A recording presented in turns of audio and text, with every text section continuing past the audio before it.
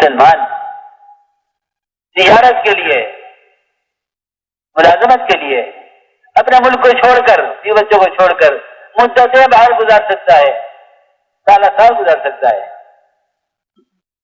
نقل و حرکت دنیا کے مقصد کے لیے تو ہے، لیکن دین کا مقصد کے لیے حرکت اس کا تصور نہیں ہے۔ معاذ رضی اللہ تعالیٰ، حضرت عمر رضی اللہ تعالیٰ نے ایک صاحب سے کہا کہ میں تمہیں گورنر بنا کر بھیجنا چاہتا ہوں فلاں ملک میں۔ فرمایا نہیں مومنین، گورنری کے لیے نہیں جاؤں گا، ہاں آپ اگر قرآن اور سنت سکھانے کے لیے بھیجنا چاہیں تو میں جانے کے لیے تیار ہوں۔ میں عرض کر رہا تھا کہ علم کو حرکت کے ساتھ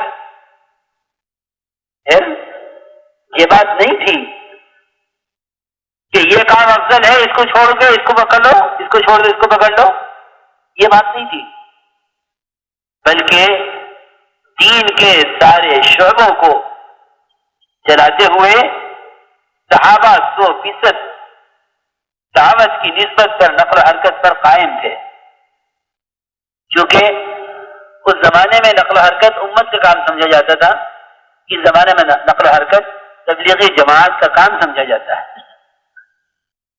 تو پھر صحابہ حرکت میں تھے، تبلیغی جماعت کا کام نہیں ہے، امت کا کام ہے۔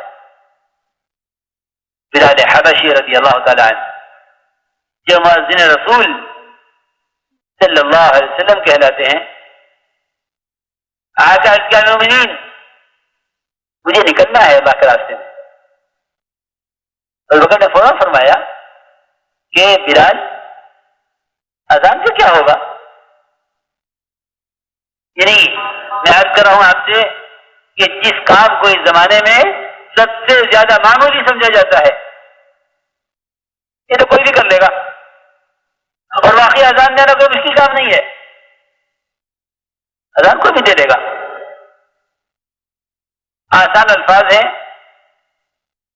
اذان دینا کوئی مشکل کام نہیں ہے، لیکن ایک دین کے شعبے کا ایک عمل ہے اذان، دعوت تامہ ہے، کوئی شک نہیں کہ آسان ہے اور کوئی بھی کر سکتا ہے۔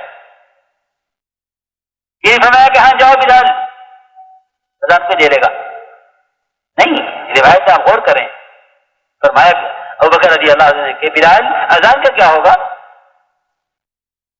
خاموش ہو گئے۔